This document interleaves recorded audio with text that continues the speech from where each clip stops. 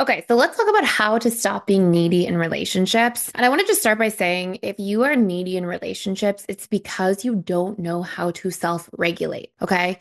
And this really means that you were never taught how to self-regulate because if you were taught how to self-regulate, you would want to do it, you would do it. Now, self-regulating means that you can actually soothe yourself. You can have control over your emotional state and be able to help yourself through hard or challenging situations through gaining insight, understanding what you need, being able to meet those needs, and having healthy strategies to address the situation at hand. But if you were never taught, it's usually because you came from one of these major sources. You either had a codependent home growing up where everybody was made responsible for each other's emotions, and thus you learned that people are responsible for soothing you and you were responsible for soothing them. But there was probably a lack of you actually building the ability to self-soothe and to know yourself. Another major theme that often happens here, and we're going to go, by the way, into four major things that are going to help you stop being needy and actually thrive in relationships in a few minutes. But the other sort of major sources of this are that you maybe came from a household where there was too much permissive parenting. And what that means is that if you cried as a child, maybe you were just given candy. And unfortunately, that means that the candy is there to really make you be quiet a lot of the time. And,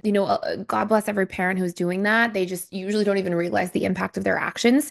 But then you learn, like, okay, when I cry or I get upset, people are supposed to come do things for me or soothe me. And again, it actually stops you from learning how to self-regulate, which is one of the most important life skills that you're ever going to develop if you want to have successful relationships. And then we have other aspects, right? If you grew up in a really controlling household or you never got to individuate or have a sense of self, if you had a lot of trauma growing up, you're just in survival mode. So you're just literally living from fight, flight, freeze, or fawn mode, and you're not actually getting the ability to self-regulate.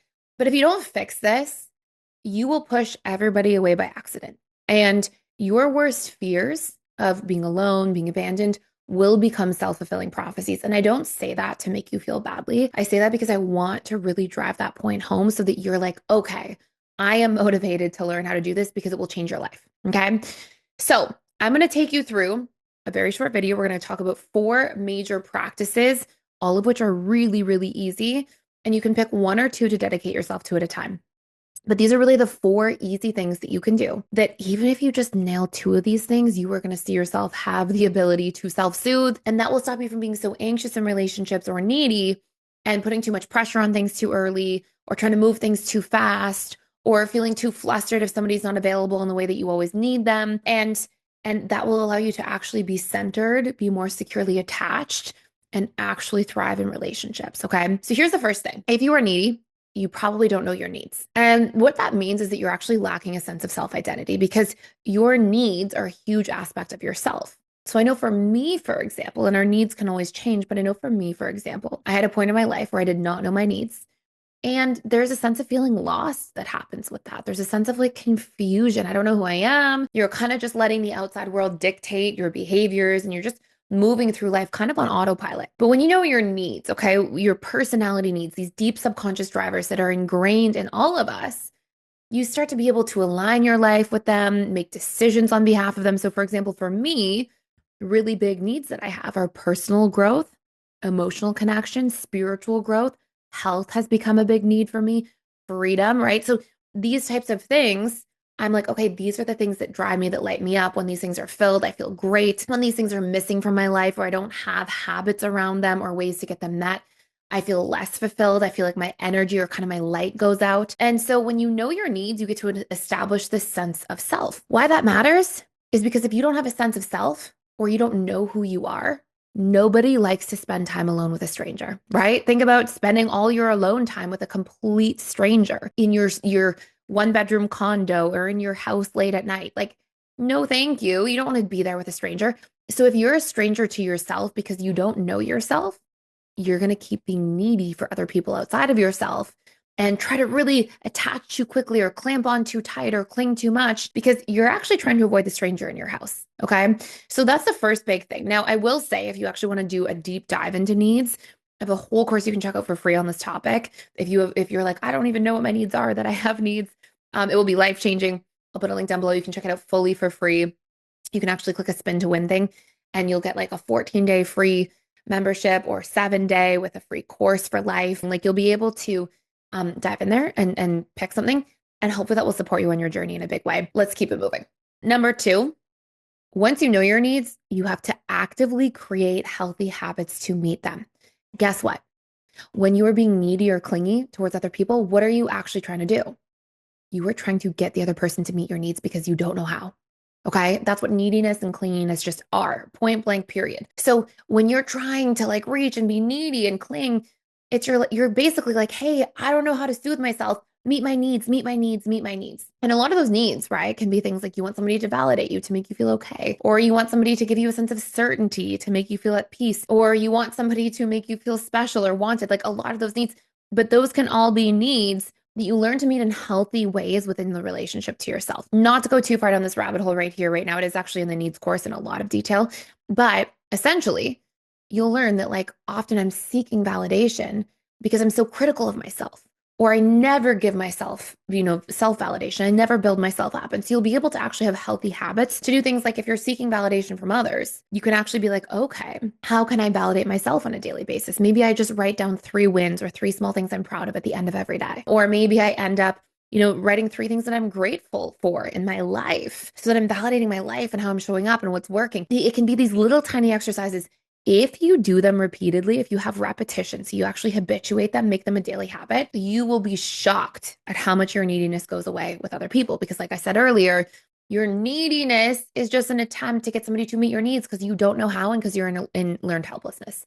Okay, so this is huge, really, really important stuff. One really cool exercise you can do on this topic, by the way, is you can actually write out like what are the biggest things when you're needy. You'll actually see themes. What are the biggest themes when you're needy that you're hoping somebody will do to make you feel better, to soothe you? And you'll generally see that if you turn that around, so like let's say you write out, I hope that somebody will say that they care about me or say something kind to me, or I hope that this person will want to spend time and be present with me, emotionally connect to me. Cool.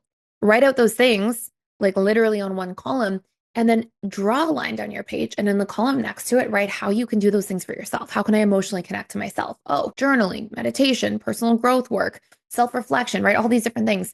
And when you actually can meet yourself, when you can fill your cup halfway, I'm not saying you have to fill it to the brim, it has to be overflowing. I'm saying just literally fill your cup halfway. You are going to see that you're not living from a place of lack. Okay. Now we still have 2 other points to cover here. But what I mean by this is let's just use the analogy. Let's say you're going into the gas station and your gas tank is empty. You're basically going to be needy for the gas station to be open. You're going to be like, I need the gas station to meet my need for certainty. I need to know that I'm going to be okay. And you drive into that gas station anxious. And if that gas station's closed, you're probably panicked, right? But if your tank is half full and you're like, oh, I'm getting a little lower, let me just top off my gas. If the gas station's closed, it's an inconvenience. You're like, oh, that's too bad. But you're not coming from this place of panic, of lack, of desperation, because you're not just single-handedly relying on this gas station to fix the problem for you, right? Which is essentially what we're doing with human beings. So with that being said, you being able to fill your cup halfway allows you to not go into everything in your life from a place of lack. And that's something securely attached people do naturally very well. They just don't come from this eternal place of lack because they know their needs and they already have healthy established patterns of meeting their own needs. And this is because they grew up in households that model this to them, okay, from a very young age. So that brings me to point number 3. Point number 3 is that you have to know how to regulate your nervous system, okay? You want to get really good at not being needy. This is a great way. If you are living in fight, flight, freeze, or fawn, okay? So if you find yourself being overly defensive, fleeing too often, freezing a lot, going into this sort of like avoidance mechanism of freezing and just not doing anything, or fawn, which is that chronic people-pleasing mode, which goes hand in hand with neediness. If you find yourself chronically there, you're probably living in sympathetic nervous system far too much. Sympathetic is that fight or flight mode, okay? Parasympathetic is rest and digest. When we are in parasympathetic, we feel regulated, we feel at peace.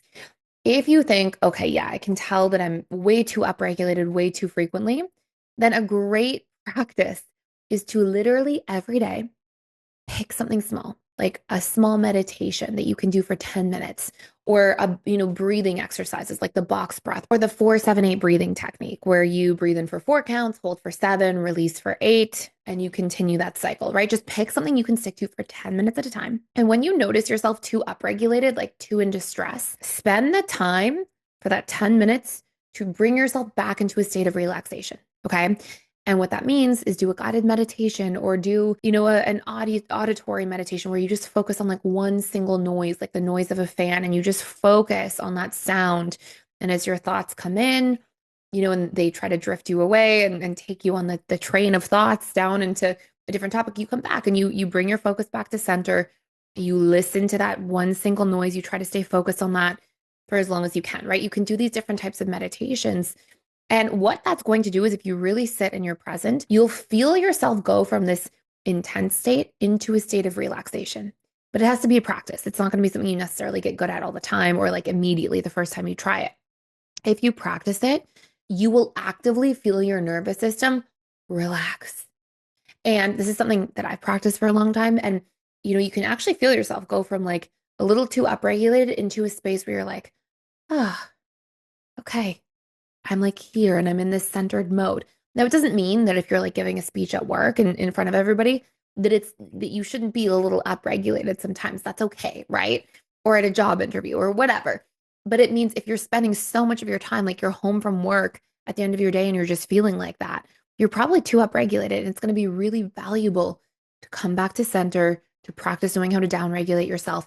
That is a huge form of self-soothing. Okay. Not quite as impactful as needs, but very, very close. Last but not least. Okay. And seriously, if you get good at just the first three things, you'll crush it. You won't be needy. You'll be like, oh my gosh. It doesn't mean you won't have needs or you won't enjoy people meeting your needs. You will, but it won't be from this place of total lack where it feels like it's this desperation, this like deep fear if it doesn't happen the way that you hope. The last one is to set boundaries. Okay. If you get good at boundaries, what you're doing is you're actually protecting your sense of self. So now that you've got your sense of self through your needs and gaining insight into yourself, and now that you've got this ability to regulate yourself when you're feeling a little bit out of whack, well, now if you protect your sense of self with healthy boundaries, think of boundaries as your ability to have your own back, okay? To protect yourself, to look out for yourself. And if you're boundaryless, nobody's there to have your back, right? And so then we're like, what do we do? Oh my gosh, I need to attach. I need to connect. I need to have somebody else have my back because I don't know how. And you'll generally see that the things we're the most needy around are exactly the things that we'll feel the most helpless to meet within ourselves, right? You don't have to self-soothe yourself. Oh my gosh, I need somebody to soothe for me. Why isn't anybody answering their phone? Why didn't anybody text me back? Oh my gosh, why can't I talk to anybody?